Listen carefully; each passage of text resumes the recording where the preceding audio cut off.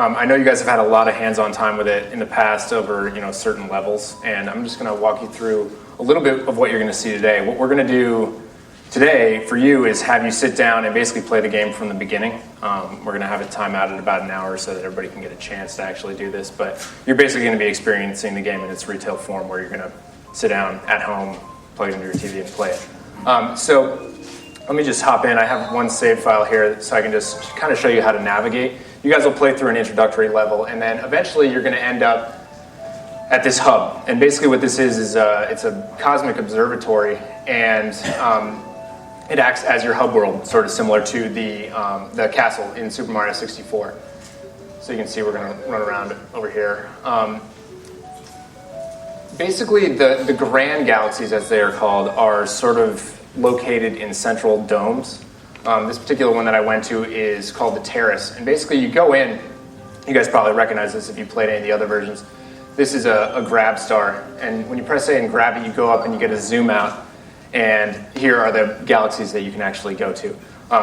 You won't be seeing this when you first go into this particular area. You're probably only going to see one galaxy that's open. And in true Mario tradition, you're basically going to be collecting stars and opening up more and more galaxies. What would happen, depending on how long you play, and you guys probably actually won't get far enough to do this, but as you can see over there, it's quite dark. As you get more and more grand stars, you actually are going to illuminate areas of the observatory and be able to access them. It's actually sort of similar to the sunshine mechanic. You're probably not going to get that far, but in any case, when you go in, basically pick your galaxy, and once you get into that, let's go. You guys have probably seen this one before, but I'll do a little mission that you haven't seen before.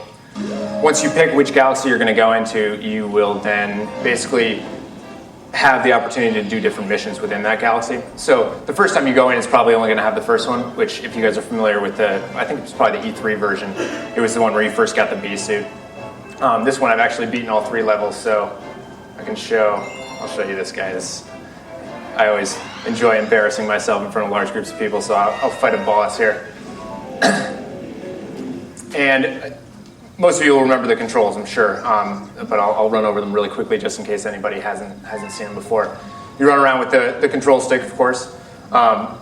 Shaking does your spin move, which you basically do. It's everything from launching you out of stars to fighting enemies to breaking through crystal to anything. A button is your jump.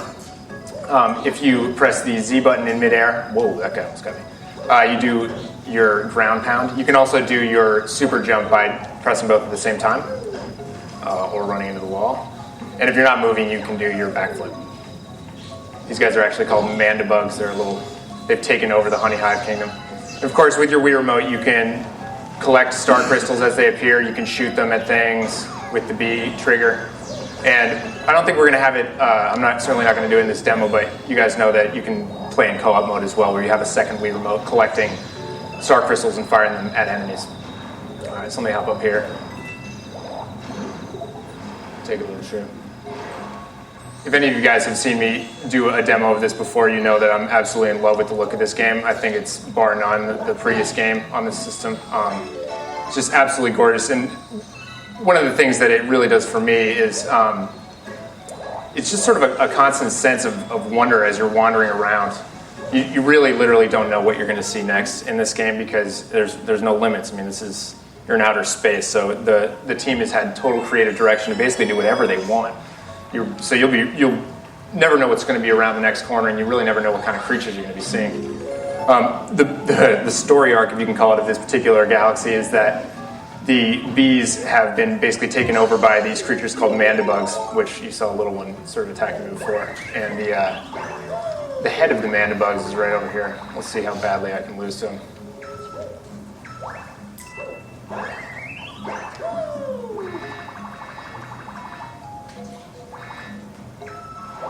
All right, this is going to get ugly.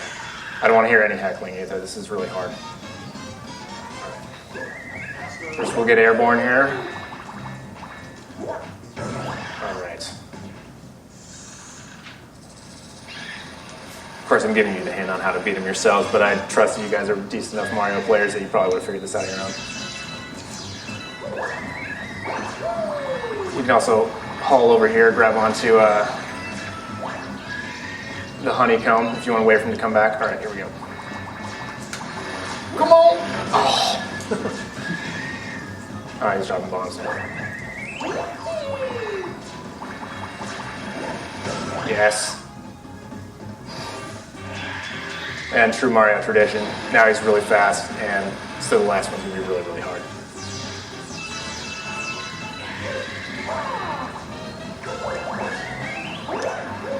That did not work.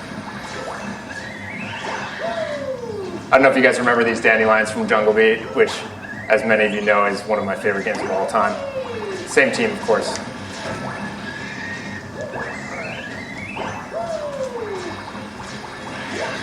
Oh man, I can't believe I missed that. The beauty of this game too, though, is, you know, even when you fail, it's awesome fun. Oh, not when you fail that bad, but it's the type of game that you'll basically play a level over and over again, and maybe you get sucked into a black hole 5 times out of 6, but that 6th time is really where it's at. Okay, lost my B power. Water, of course, makes the B power go away, so you gotta avoid that in this boss battle. Man, he keeps going sideways. Oh.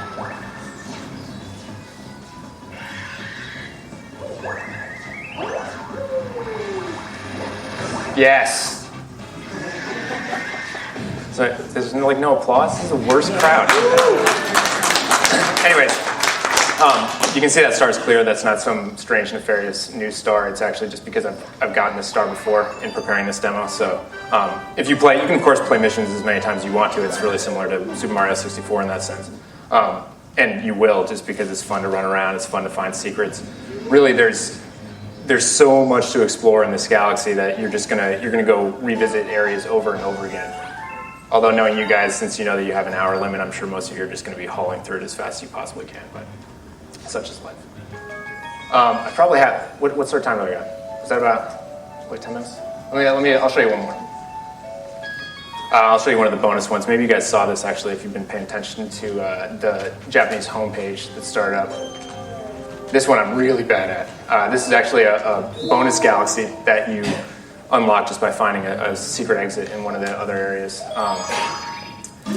And this one actually uses the different controls you'll find in many of the bonus areas. You have new control schemes. There's one actually that's like it's basically like a mini golf challenge where you're standing on a ball and you hold the stick up like this and you steer the ball around like that. This particular one is a manta ray surfing challenge, which is not easy. All right.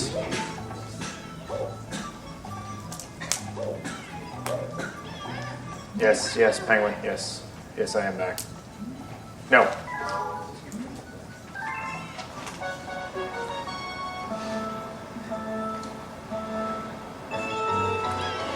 So basically this one you're just doing by tilting. So I'm not using the nunchuck at all, even though I'm still grasping it over here. You need a delicate hand.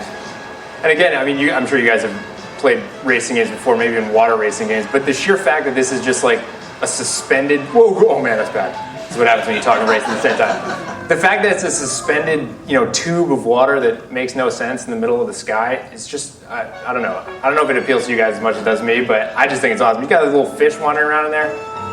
Again, just all bets are off as far as creativity goes. And the water is really reactive. Hopefully some of you guys will make it this far so I can come over and laugh at you while you try to do it. But, I mean, these waves are basically bouncing you on corners, so you have to consider it as you're cruising through. Holding down the A button to accelerate too, which if you're good, you should do at all times.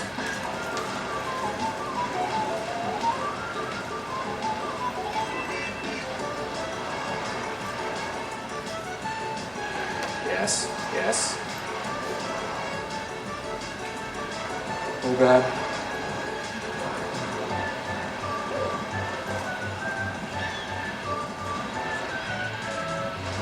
Oh, that. Okay. All right. Everything's fine.